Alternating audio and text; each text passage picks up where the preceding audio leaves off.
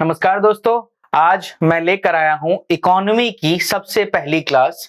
जैसा कि हम सभी जानते हैं कि यूपीएससी ईपीएफओ में और इवन यूपीएससी सीएसई यानी सिविल सर्विसेज एग्जामिनेशन में इकोनॉमी का एक मेजर रोल होता है। और अगर हम बात करें सिविल सर्विसेज एग्जामिनेशन की, तो हर साल कम से कम 14 से लेके 18 क्वेश्चन के बीच में हमें इस सेक्शन से देखने को मिलता है। और क्योंकि हमारा फोकस अभी ईपीएफओ एग्जामिनेशन है, तो हम उसमें भी अगर आप देखेंगे ना, तो हर साल आपको 7 से 8 क्वेश्चन या 6 क्वेश्चन आपको इस सेक्शन से देखने को मिलते हैं। और क्योंकि आप सभी जानते हैं कि ये एग्जाम ईपीएफओ का प्रिलिमिनरी बस ऐसा नहीं है कि आपने इसको पास कर लिया और इसके मार्क्स की कोई वैल्यू नहीं है, कट ऑफ निकालने से काम नहीं चलेगा। तो आपको फोकस करना है कि आप ज्यादा से ज्यादा स्कोर करें। यूजुअली बच्चे इकोनॉमी से डरते हैं, सोचते हैं काफी टफ है, और ऐसा इस सब्जेक्ट के बारे में बहुत सारे मिथ हैं कि बहुत सारा फॉर्मूला याद करना पड़ता है, ग्राफ होता है, ये है वो है, याद नहीं होती हैं चीजें। तो आपको इस तरह से बिल्कुल नहीं सोचना है। आप इस सब्जेक्ट को बिल्कुल सरल तरीके से, बिल्कुल बेसिक से मैं आपको ऐसे बताता चला जाऊंगा कि आप इस सब्जेक्ट को पूरी तरह से अपनी कमांड में ले लेंगे, और आने वाले टाइम में ऐसा बना दूंगा कि आप खुद जाके 4 लोगों को इकोनॉमी पढ़ा के चले आओगे। तो इतनी गारंटी मैं आपको दे सकता हूं कि अगर ढंग से आपने इस सीरीज को हमारे साथ फॉलो किया, तो आने वाले यूपीएससी ईपीएफओ में इकोनॉमी से कोई भी सवाल आप एग्जाम में छोड़कर नहीं आओगे। तो चलिए स्टार्ट करते हैं, देखते हैं पहले एग्जाम का सिलेबस क्या क्या चाहता है आपसे यूपीएससी। हाँ जी, तो यूपीएससी एज एन ईओएओ यानी एनफोर्समेंट ऑफिसर और अकाउंट्स ऑफिसर, और एपीएफसी यानी असिस्टेंट प्रोविडेंट फंड कमिश्नर, इस पोस्ट पे आपसे ये चाहता है कि आपको कम से कम डिमांड और सप्लाई की बेसिक नॉलेज हो। ठीक है, इकोनॉमी में जो डिमांड और सप्लाई है, ये तो मैं मानता हूं ना कि आपने इकोनॉमी पढ़ी एज ए सब्जेक्ट या नहीं पढ़ी, ये जो लॉ ऑफ डिमांड है और लॉ ऑफ सप्लाई है, ये बेसिक कॉमन सेंस की बातें। ठीक है, law of demand and supply basic common sense की बातें। हम सभी जानते हैं कि कुछ एक्सेप्शंस छोड़ दें, अगर कुछ एक्सेप्शंस, क्योंकि एक्सेप्शंस आर एवरीवेयर।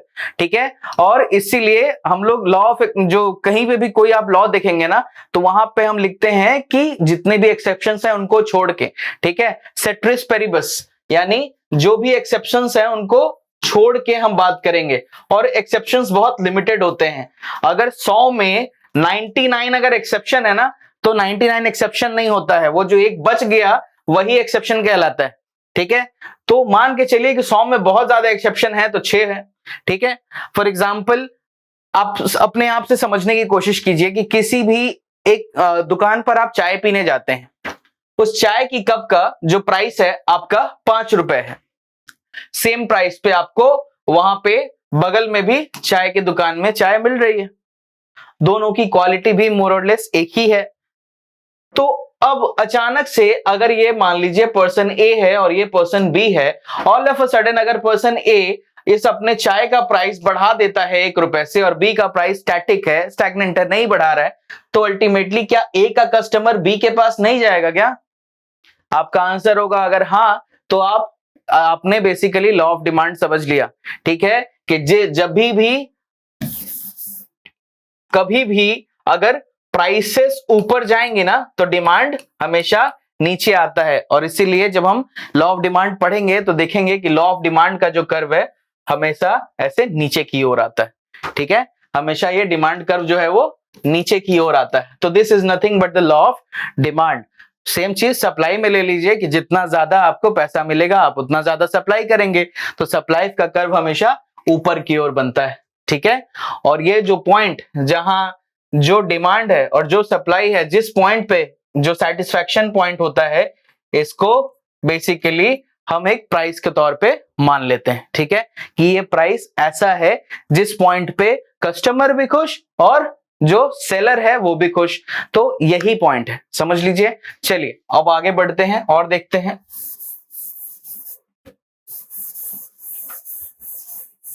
नेक्स्ट क्या पॉइंट है आपके पास? इलास्टिसिटी ऑफ डिमांड, यानी डिमांड कितना इलास्टिक है। इलास्टिक तो सब जानते हैं, रबर बैंड का भी देखा होगा कितना खींच रहा है। तो डिमांड कितना इलास्टिक है ये हम इस चैप्टर में देखेंगे कि जब प्राइस बढ़ने से डिमांड कितना घटता है या प्राइस के घटने से डिमांड कितना बढ़ता है, बस यही चीज है इलास्टिसिटी और कुछ नहीं है। Next, measurement of growth, growth को कैसे कैसे मेजर किया जा सकता है, ये सारी चीजें हम इस सेक्शन में देखेंगे। नेक्स्ट पे आता है poverty alleviation and employment generation. जैसा कि हम सभी जानते हैं ना कि हमारा देश एक वेलफेयर कंट्री है, ठीक है। हमारा जो कंट्री है उसका जो मोटिव है वो प्रॉफिट अर्निंग नहीं है। सरकार का जो बेसिकली उनका मोडस ऑपरेंडी जिसको बोलते हैं कि जो उनका मेजर फोकस है, वो मेजर फोकस उनका पैसा कमाना नहीं है लोगों से। उनका ये है कि गरीब से गरीब के घर में रोटी हो, उनको रहने के लिए छत मिले, ठीक है, पहनने के लिए कपड़ा हो, उनके पास नौकरी हो, अच्छी हेल्थ की सुविधा हो। ये मोडस ऑपरेंडी है हमारी गवर्नमेंट का, यानी वेलफेयर है। हम लोग, हमारा जो मोटिव है, हम लोग वेलफेयर है। तो पॉवर्टी एलिविएशन यानी पॉवर्टी किस किस तरीके से कम की जा सकती है, और पॉवर्टी कम करने के लिए सबसे बेसिकली आपको बात करना क्या है कि उसको एम्प्लॉयमेंट दे दो। तो ये चैप्टर हम लोग फिर देखेंगे, इसमें कैसे कैसे है, क्या पॉवर्टी है, किस तरह से आपको अनएम्प्लॉयमेंट होता है, ये सारी चीजें हम इन चैप्टर्स में डील करेंगे। नेक्स्ट फिर क्या है, इकोनॉमिक हिस्ट्री ऑफ इंडिया, यानी आजादी के बाद से लेकर अभी तक के समय में हमारी इकोनॉमी ने कितना प्रोग्रेस किया है और कैसे कैसे किया है, ये सारी चीजें हम देखते हैं। तो ये दो फेजेस में बेसिकली पढ़ी जाती हैं। एक हो जाता है आपका 1947 से 1991, और जैसा कि हम सभी जानते हैं कि 1991 में एक रिफॉर्म्स आया था बड़ा फेमस, जिसको हम क्या कहते हैं, एलपीजी रिफॉर्म्स। जरा सब कोई कमेंट करके बताइए ना एक बार कि एलपीजी का फुल फॉर्म क्या है। ठीक है, मैं थोड़ा आगे चलूंगा, अगली साइड में मैं आपको एलपीजी का फुल फॉर्म बताऊंगा, तब तक आप लोग कमेंट कर दीजिए। और कोई लिक्विफाइड पेट्रोलियम गैस मत लिख देना भाई, पहले से बता रहा हूं, क्योंकि ये साइंस की क्लास नहीं है, तो थोड़ा सोच के बोलिएगा। एलपीजी रिफॉर्म्स अगर आपने सुना है, नहीं भी सुना है तो कोशिश करिए, एक बार ट्राई तो करिए, ठीक। नेक्स्ट, मॉनेटरी पॉलिसी, और जो मॉनेटरी पॉलिसी को कंट्रोल करता है, कंडक्ट करता है, वो कौन होता है, आरबीआई। तो ये लिखा हो या ना लिखा हो, समझ जाएगा कि अगर आप मॉनेटरी पॉलिसी पढ़ रहे हैं ना, तो आपको आरबीआई पढ़नी है। फिर आता है एक इंपॉर्टेंट टॉपिक, इन्फ्लेशन, कि इकोनॉमी में महंगाई अगर है तो महंगाई को कंट्रोल में किस तरह से लाया जाए, उसके कारण क्या क्या होते हैं, उन कारणों को कैसे कम किया जाए, यही ये चैप्टर में हम लोग पढ़ते हैं और कुछ नहीं है। नेक्स्ट है फिस्कल पॉलिसी। जिस तरह मॉनेटरी पॉलिसी आरबीआई का होता है, वैसे ही गवर्नमेंट की एक पॉलिसी होती है जिसको हम कहते हैं फिस्कल पॉलिसी। ये और कुछ नहीं है, गवर्नमेंट का जितना भी खर्चा हुआ और गवर्नमेंट की जितनी भी कमाई हुई, उन सबको मेजर करके हम ये देखते हैं कि गवर्नमेंट कितना डेफिसिट में है। और याद रखिएगा, इंडिया हो या कोई भी कंट्री जिसका मकसद वेलफेयर का होगा ना, जो बेसिकली सोशलिस्टिक कंट्री है, ठीक है, जो समाजवादी जिनका सोच है, वो जो भी कंट्रीज हैं वो हमेशा डेफिसिट में ही रहेंगी, क्योंकि उनका कमाई कभी भी खर्च से ज्यादा नहीं होगा। उनका तो मकसद ही वेलफेयर करना है, जितना ज्यादा कमाई है उतना ज्यादा खर्च करो। तो इस कारण हम देखेंगे कि किस तरह से डेफिसिट निकालते हैं, प्राइमरी डेफिसिट क्या है, और भी अलग अलग कंसेप्ट जो आपके एग्जाम में पूछे जाते हैं। ठीक है, चलिए मूविंग ऑन, इंडियन इकोनॉमी, ठीक है, इसमें प्लानिंग वगैरह आ जाता है आपका कि क्या क्या है, किस तरह से है, इंडियन इकोनॉमी में क्या क्या है, सेटअप किस तरह से चलता है, तो ये सारा चीज हम इस चैप्टर में देखेंगे। उसके बाद regional economic corporation, for example ले लीजिए आप एससीओ,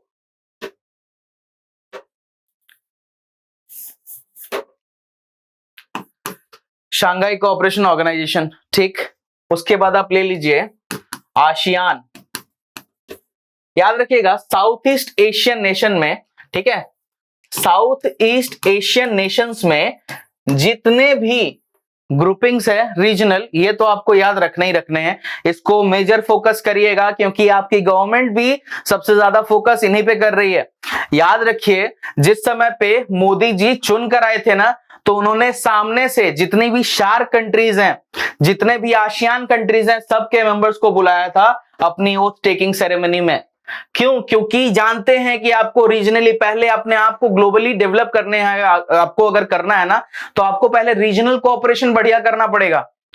आप जानते हैं आसियान का सबसे बड़ा मार्केट जो है वो चाइना है, सबसे ज्यादा जो बिजनेस ट्रेडिंग पार्टनर है वो चाइना है, तो आप क्यों नहीं उसको टक्कर दे रहे हैं? अगर आप सीधे चाइना को हराने की सोचेंगे, नहीं हरा सकते। कहीं पे भी किसी भी चीज का कारण अगर इकोनॉमी नहीं है तो कुछ नहीं है।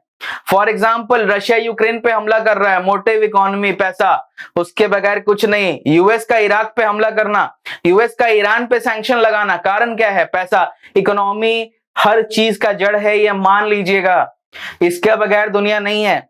और याद रखिए, लोग कितना ही बोले कि अरे पैसा सब कुछ नहीं होता, पैसा सब कुछ नहीं होता, प्रैक्टिकल लाइफ में बाबू पैसा सब कुछ होता है, और पैसे की पढ़ाई ही इकोनॉमी है, क्योंकि इकोनॉमी पैसे से ही चलती है, बगैर पैसे के इकोनॉमी नहीं चलती।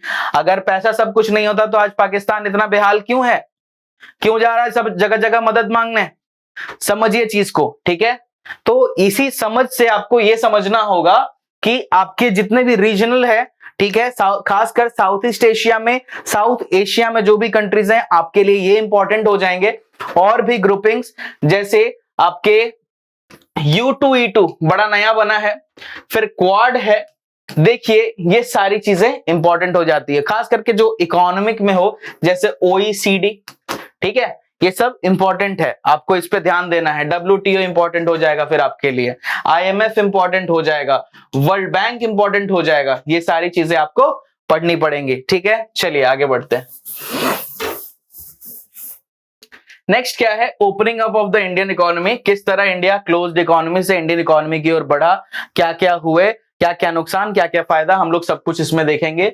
और एक बहुत इंपॉर्टेंट चैप्टर है balance of payments.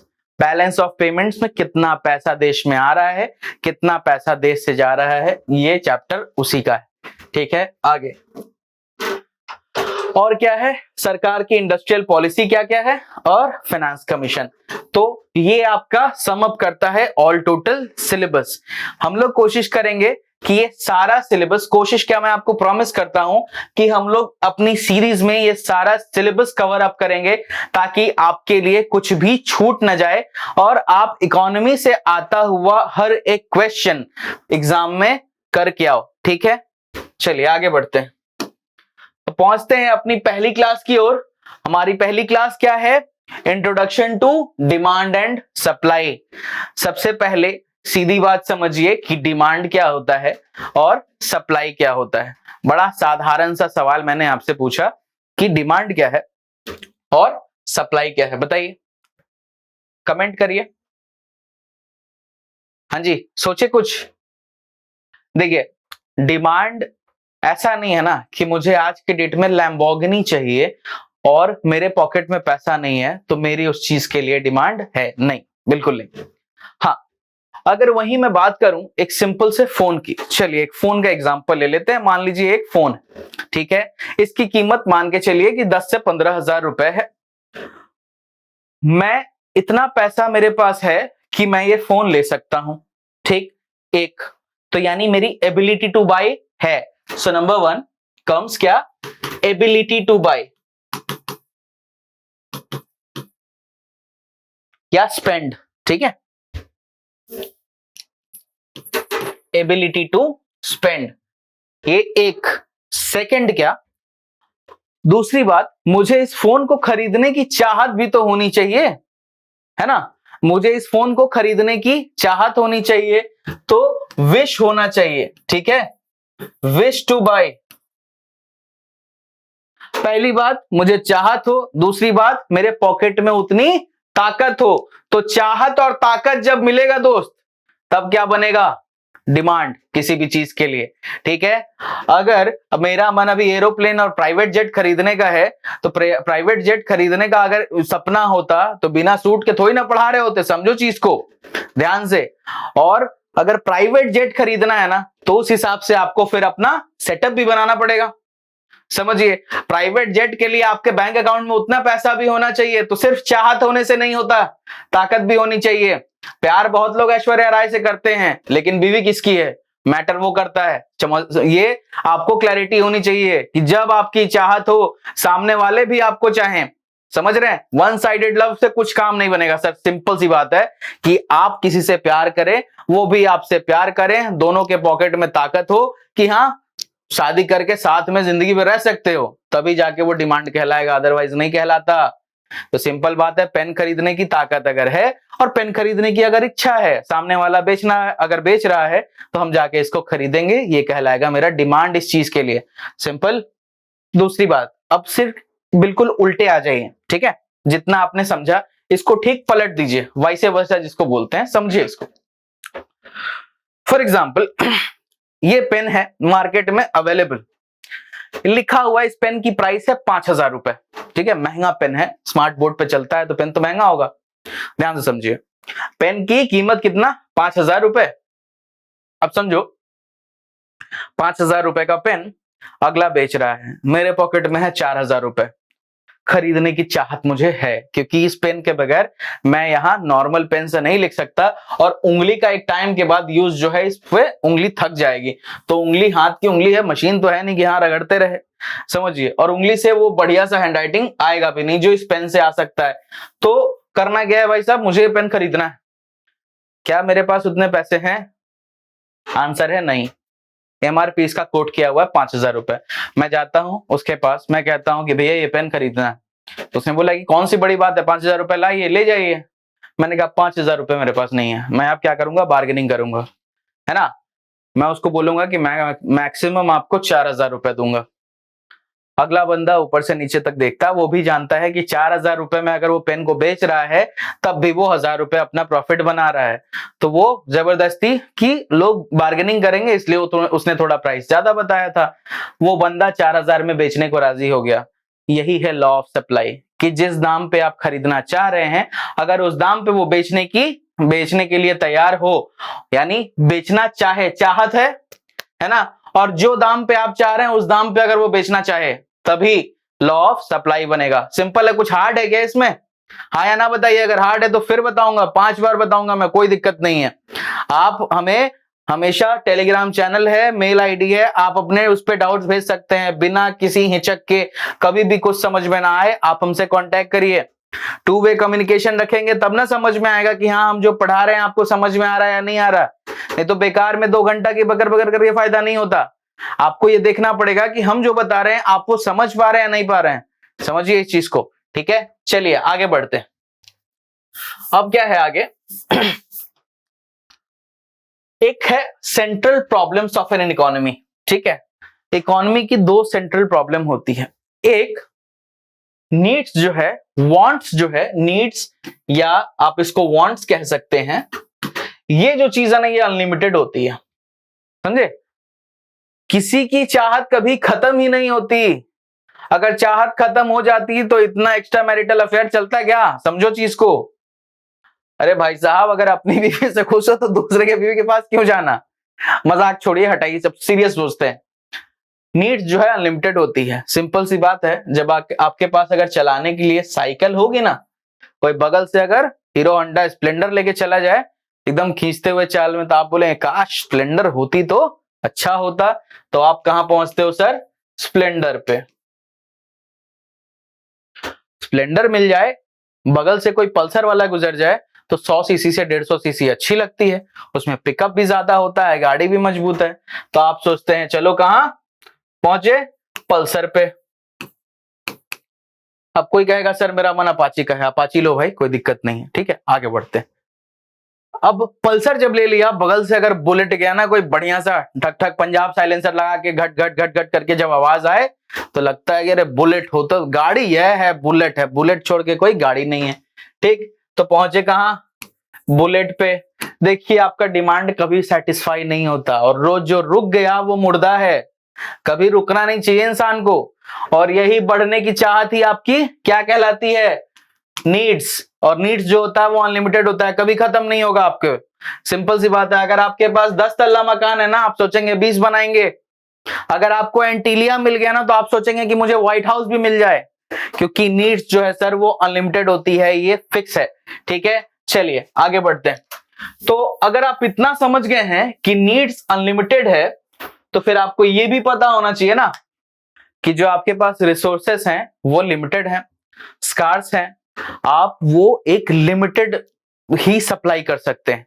For example, अगर किसी के घर में किसी का फादर की मान लो सैलरी 10,000 रुपए है, ठीक है, तो वो मैक्सिमम रूम रेंट पे कितना अफोर्ड कर सकते हैं? 2 से 3,000 रुपए। इसी में उनको इलेक्ट्रिक बिल भी चलाना है।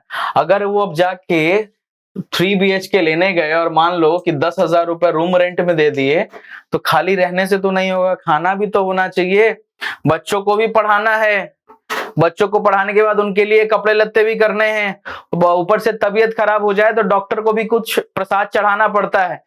तो समझिए, तो उसके पास तो रिसोर्सेस सर लिमिटेड हैं, लेकिन उसको सबकी नीड सेटिस्फाई करनी है। तो यही जो प्रॉब्लम है ना, ये कहलाते हैं central problems of an economy.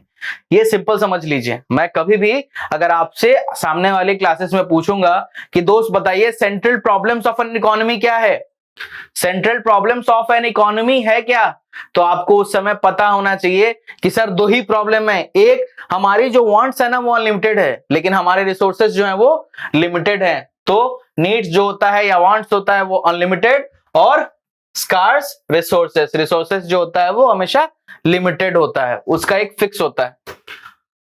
तो ultimately it leads two alternative uses.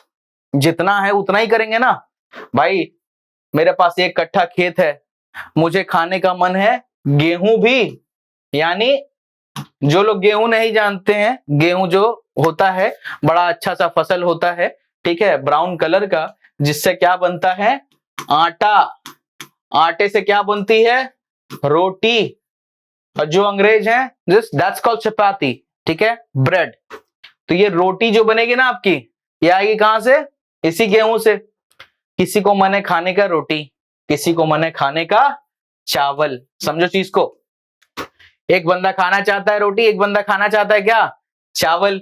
तो क्या करें, एक घर में 2 बेटे, एक कहे पापा रोटी खानी है, एक कहे पापा चावल खाना है। तो पापा को तो भाई देख समझ के ना करना पड़ेगा खेती, क्योंकि उनके पास 1 कट्ठा का 1 एकड़ का एक प्लॉट है। तो उस प्लॉट में आधे में क्या कर सकते हैं, गेहूं कर दिया, और आधे में चावल कर दिया, तो इस नीड्स को सेटिस्फाई कर सकते हैं। अब इस बीच में बिटिया आ गई सामने, बोले पापा मुझे तो बाजरे की रोटी खानी है, वो कहां उगाएं। तो एक लिमिटेड स्पॉट में ना आप बेटिया ऊपर बोलिएगा कि बेटा ये सीजन रुक जाओ, ये फसल कटेगी तो अगले टाइम में बाजरा लगा देंगे या मक्का लगा देंगे। तो उस हिसाब से आपको क्या करना पड़ता है कि सबको लेके चलना है, सबको आपको लेके चलना है, और आपके पास रिसोर्सेस लिमिटेड है। तो इन्हीं रिसोर्सेस को सही ढंग से एलोकेट करना और सही ढंग से यूटिलाइज करना ही इकोनॉमी है, और कुछ भी नहीं है इकोनॉमी। इकोनॉमी आपका बड़ा सिंपल सा चीज है कि क्योंकि रिसोर्सेस आपके पास स्कार्स हैं, वांट्स आपके पास अनलिमिटेड है, तो आप इस ढंग से एलोकेट करिए अपने रिसोर्सेस को, ताकि आपको प्रॉपर यूटिलाइजेशन हो जाए सारा रिसोर्सेस का। बस यही गेम है इकोनॉमी में, समझे। एक बार फिर बताता हूं, क्योंकि रिसोर्स लिमिटेड है, ठीक है, खेत आपके पास 1 एकड़ का ही है, या मान लो बाइक आपके पास एक ही है, एक बाइक है, बेटे चलाने वाले 2, खुद भी चलाना है क्योंकि काम पे भी जाना है, ठीक है। तो आप उस बाइक का किस तरह से प्रॉपर यूज करते हैं, ताकि बाइक भी रिसोर्स जो है आपका वो प्रॉपर यूटिलाइज हो, और इन दोनों का वांट भी सेटिस्फाई हो जाए। और सेटिस्फाई में प्रॉपर यूटिलाइजेशन, अगर प्रॉपर आप कहेंगे कि फुल्ली सेटिस्फाई हो जाए, ऐसा वांट्स बना ही नहीं। ये हमने पहले ही देख लिया कि इंसान की नीड्स जो है वो बढ़ती चली जाती है। तो क्या करें, कम से कम कुछ जहां पे उनको लगे कि हाँ मैक्सिमम सेटिस्फैक्शन हो गया, उतना पॉइंट तक उनको कर देना पड़ेगा, यही चीज है, ठीक है। ये हुआ। अब आगे पहुंचते हैं, एक एक टर्म जो हमने देखा उसको हम लोग थोड़ा डीप में समझते हैं। क्या है scarcity and the problem of choice.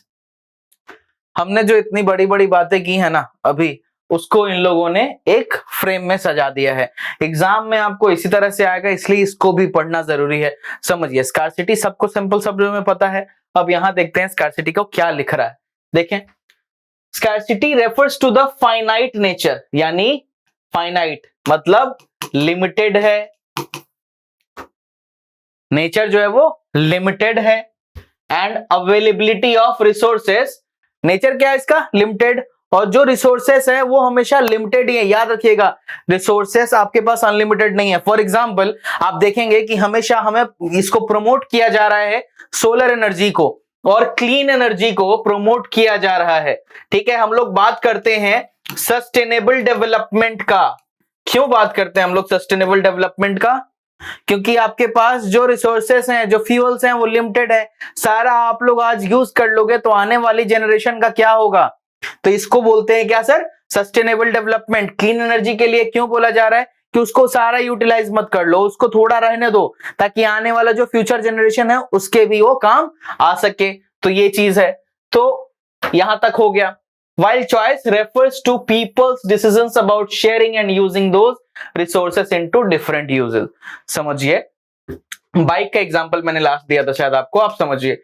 Bike पापा का है जो 10 बजे जाते हैं ड्यूटी और शाम 7 बजे वहां से बाइक निकलते हैं। तो वो 10 बजे की ड्यूटी ज्वाइन करने के लिए 9 बजे घर छोड़ते हैं, बाइक लेके निकलते हैं और 8 बजे रात में घर पहुंचते हैं।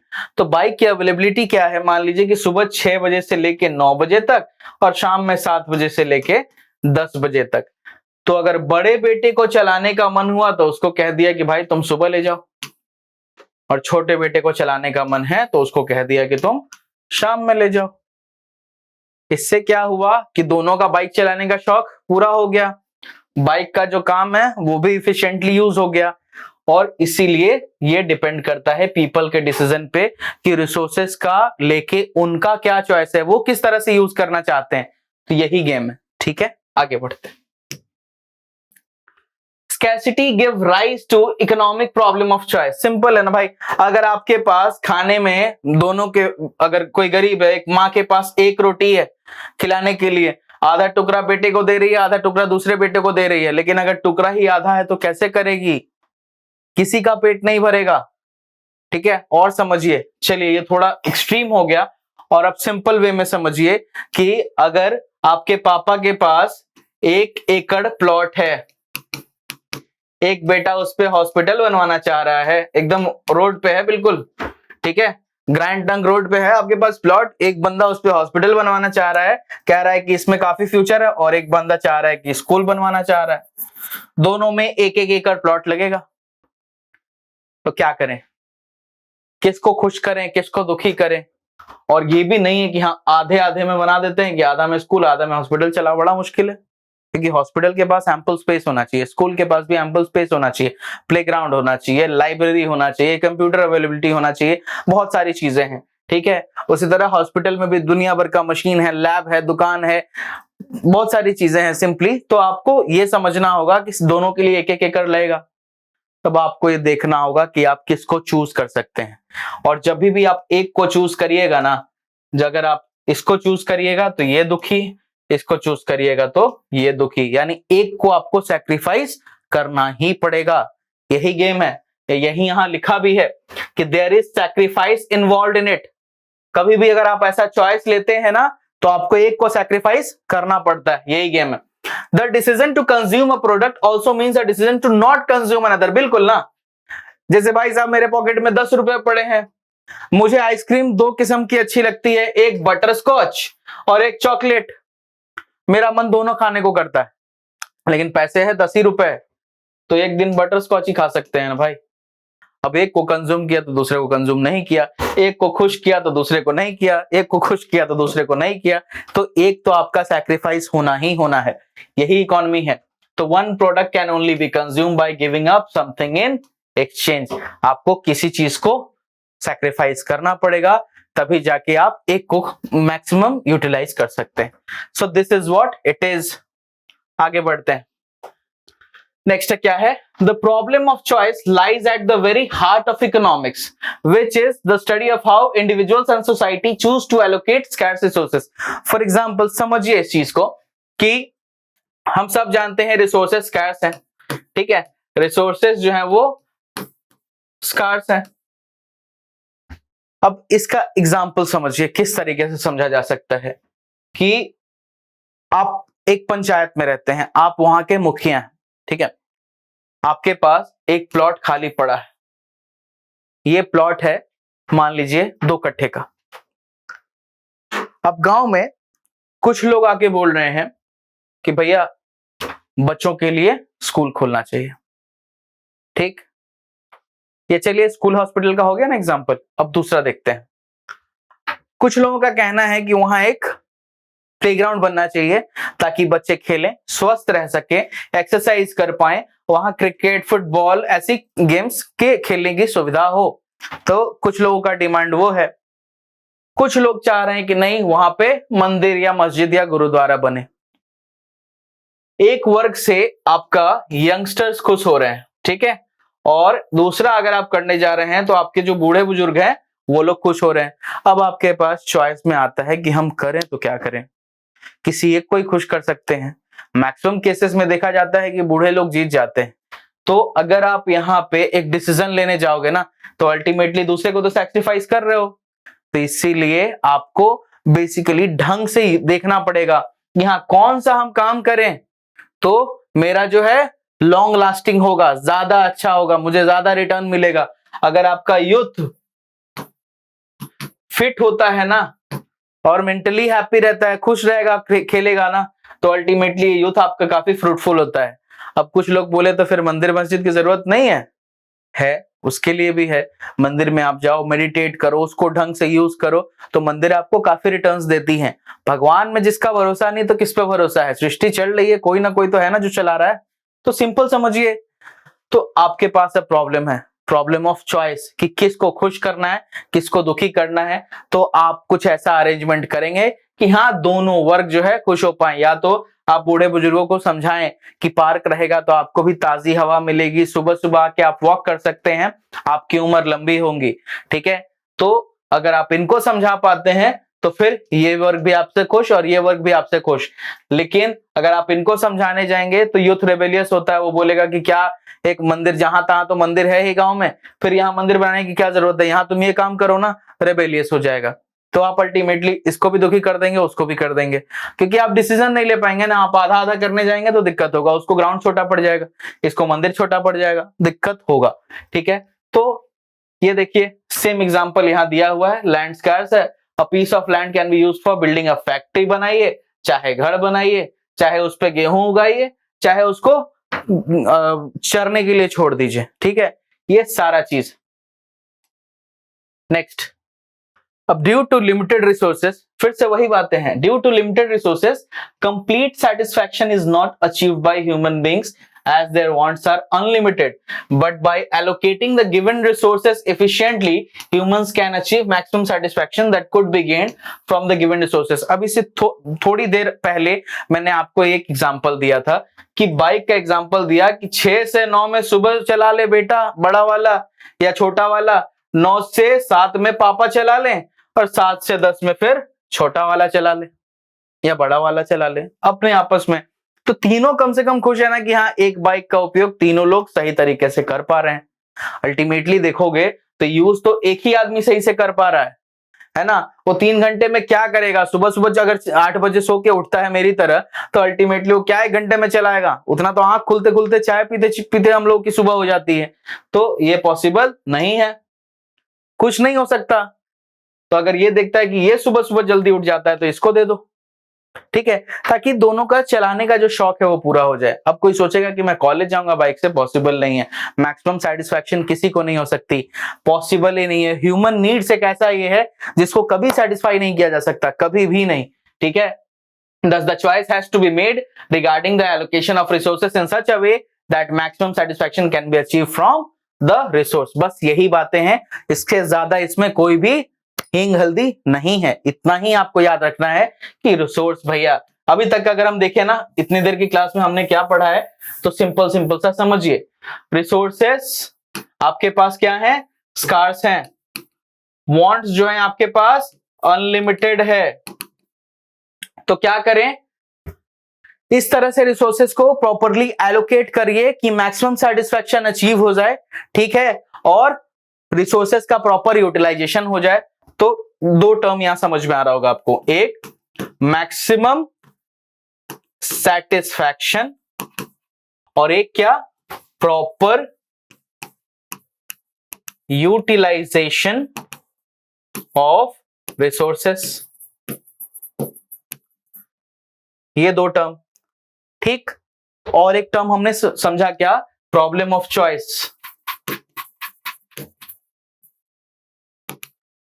प्रॉब्लम ऑफ चॉइस क्या है कि in order to choose one you will have to sacrifice another, एक को अगर चूज करने जाओगे तो दूसरा वाला सैक्रिफाइस हो जाएगा, यही है प्रॉब्लम ऑफ चॉइस। और इतने देर की क्लास में हमारा अभी तक ये टेकिंग आउट है, ठीक है। इससे 6 क्वेश्चन बनेंगे, ठीक है। स्कैर्सिटी ऑफ रिसोर्सेज के ऊपर एक क्वेश्चन बन सकता है, एक अनलिमिटेड वांट्स के ऊपर बन सकता है, दोनों में बहुत बेसिक बेसिक सा क्वेश्चन पूछ सकता है आपसे, ठीक है। उसके बाद मैक्सिमम सेटिस्फैक्शन क्या अचीव होती है, अगर होगी तो किस तरह से होगी, ठीक है। प्रॉब्लम ऑफ चॉइस क्या है, कभी भी प्रॉब्लम ऑफ चॉइस करने में क्या सैक्रिफाइस हो जाता है क्या, तो एक ये क्वेश्चन हो गया। एक हो गया आपका कि किस तरह से रिसोर्सेज को प्रॉपर यूटिलाइजेशन किया जाता है, and how by utilizing properly how our utilizing resources properly we can achieve maximum satisfaction. So it is also a probable question. Next, now we move on to what is economics. Economics है क्या, study क्या है भैया, कि कैसे individuals, business और government choices लेते हैं on allocating resources to satisfy their needs and wants. समझिए, गवर्नमेंट क्या करती है, हर साल मिडिल क्लास का बजट के समय एक सपना होता है कि गवर्नमेंट टैक्स का जो स्ट्रक्चर है ना, उसको मिनिमम अमाउंट जिस पे टैक्स लिया जाता है हमेशा उसको इंक्रीज कर दे, ताकि हमें टैक्स ना पे करना पड़े। अब गवर्नमेंट का क्या है कि गवर्नमेंट अगर टैक्स नहीं वसूलेगी, अगर आपसे पैसा लेगी नहीं, तो फिर गरीबों में देगी कैसे, इतने जो डेवलपमेंट स्कीम्स होते हैं उसमें गवर्नमेंट कैसे काम करेगी, क्या ये पॉसिबल है? गवर्नमेंट कहां से लाएगी पैसा? पैसा तो आपको ये टैक्स कलेक्शन और जो दूसरा मोड्स होता है गवर्नमेंट का अर्न करने का, इन्हीं के थ्रू आएगा ना। तो अगर आप गरीब को खुश करने जाते हैं तो आपका मिडिल क्लास क्या हो जाता है, सैक्रिफाइस। मिडिल क्लास को ज्यादा खुश करने जाएंगे तो आप टारगेट कीजिएगा रिचर लोगों को। अब जो रिच पीपल होंगे आप क्या करेंगे, इनसे ज्यादा टैक्स लेंगे, आप ये दुखी हो जाएंगे, तो अल्टीमेटली सबको सेटिस्फाई आप नहीं कर पाएंगे। तो आप इस तरह से डिसीजन लेते हैं कि तीनों वर्गों को आप इक्वली, तो अगर नहीं हो तो इतना करे कि मिडिल क्लास भी खुश रहे कि हाँ गवर्नमेंट हमारे बारे में कुछ सोच रही है, जो आपका टॉप जो रिच क्लास है वो भी थोड़ा खुश रहे कि हाँ गवर्नमेंट उतना एक्सेसिव टैक्स नहीं ले रही है हमसे, और जो गरीब है वो भी समझे कि हाँ गवर्नमेंट हमारे लिए वेलफेयर मोटिव का काम कर रही है और हमारे लिए बाय डिफरेंट स्कीम्स हमें और हेल्प करने की कोशिश कर रही है ताकि हम इस गरीबी से उबर पाए। तो ये सिंपल सा इस लाइन कहने का मतलब है। तो ये तो गवर्नमेंट समझा दिया मैंने कि कैसे करते हैं बिजनेसेस का, ठीक है। बिजनेसमैन अब टारगेट करेगा, कुछ बिजनेस होगा जिसका अगर मान लीजिए कि वो प्रोडक्ट बना रहा है चाइल्ड प्रोडक्ट्स, ठीक है, तो वो देखेगा ना कि कहाँ का चाइल्ड के लिए क्या क्या प्रोडक्ट्स बनाया जा सकता है, कितना अब उसको चॉइस करना है कि हमें डायपर्स पे कितना फोकस करना है, बेबी फूड पे कितना फोकस करना है, ठीक है, बच्चों के लिए जो कॉस्मेटिक्स आती है उस पे कितना फोकस करना है, बच्चों के लिए जो मेडिसिन आती हैं उस पे कितना फोकस करना है। तो ये चॉइस की जो प्रॉब्लम है किसके साथ है, बिजनेसेस के साथ है, और प्रॉपर्ली यूटिलाइज हो पाए रिसोर्सेस इस तरह से वो यूज करेंगे, ठीक है। उसके बाद इंडिविजुअल्स का, तो फिर वही बाइक वाला एग्जांपल ले लीजिए, या सिंपल समझिए कि आपके पास 100 रुपए हैं और आपको 3 टाइम खाना खाना है, तो आप एक ही टाइम में जाके 100 रुपए की बिरयानी खा लेंगे, तो बाद बाकी 2 टाइम भूखे रहना पड़ेगा। तो क्या कर सकते हैं, सुबह आपने 20 रुपए का नाश्ता कर लिया, ठीक है, मान लो ब्रेड या कचौड़ी वगैरह खा ली, फिर दोपहर में 40 या 40-50 रुपए का आपने क्या कर लिया, लंच कर लिया प्रॉपर, और रात में कम खाना चाहिए तो इन्होंने डिनर किया 30 रुपए का, कुछ लाइट सा सूप वगैरह। तो अल्टीमेटली तीनों बार में खाना खा के आप प्रॉपरली अपना पैसा यूटिलाइज कर पा रहे हैं। लेकिन अगर आपके पास एक ही बार में 100 रुपए खर्च करने का मन हो तो बाद बाकी 2 टाइम तो भूखे सोना पड़ेगा ना। तो क्या प्रॉपर यूटिलाइजेशन हुआ? नहीं। क्या मैक्सिमम सेटिस्फेक्शन आएगा? जब बिरयानी खाओगे, दबा के टंगरी तोड़ोगे, बड़ा मजा आएगा, लेकिन बाद बाकी 2 टाइम जब रात में भूख लगेगी ना, तब बोलोगे अरे यार क्या किए। अब पूरा दिन भूखा रह के शाम में बिरयानी खाओगे तो भी सेटिस्फेक्शन आपको नहीं आएगी। पूरा दिन पेट दर्द कर रहा है, शाम में इतना पेट दर्द होने लगा कि खाने का बिरयानी खा ही नहीं पा रहे हैं क्योंकि पेट दर्द हो रहा है। तो प्रॉपर यूटिलाइजेशन नहीं हुआ, समझिए। तो आशा करता हूं ये वाला समझ में आ रहा होगा आपको इजिली। अब next, These groups determine how the resources are organized and coordinated to achieve maximum output. Same thing कि 100 रुपए में किस तरह से हमने एलोकेट कर दिया 3 जगह ताकि मैक्सिमम आउटपुट निकल के आए। मेरे पास 3 मशीन है, ठीक है, तो किस तरह से तीनों मशीन को हम टाइमली यूटिलाइज कर पाए। एक जो है उस पे सिलाई होती है, ठीक है, कपड़ों की, एक से कपड़ों की धुलाई हो जाती है और एक से कपड़ों का कलर होता है, ठीक है। चलाने के लिए तीनों को सेम टाइम हम नहीं चला सकते क्योंकि मेरे पास उतना एम्पल इफिशिएंट स्पेस नहीं है। तो हम कैसे करें, हम टाइम बांट देंगे कि हम सुबह 8 बजे से लेके 12 बजे तक क्या करेंगे, कपड़ों को वॉश करेंगे। 12 से 4 हम उसको क्या करेंगे, सिलाई मतलब उसको इसमें कलर कर देंगे, ठीक है। या पहले मान लो कलर किया, ठीक है, कलर करने के बाद क्या किया, उसको धो दिया और धोने के बाद फिर जब सूख जाए तो 4 से 8 में जो कल सूखे हुए हैं उसको सिलाई कर दिया। तो ये एक प्रोसेस हो गया, आपको प्रॉपर्ली यूटिलाइज करना है। 12 घंटे के बाद तो आपका एक टाइम के बाद पेट्रोल भी तो लिमिटेड है ना, दिन भर तो नहीं चला सकते, समझिए चीज को।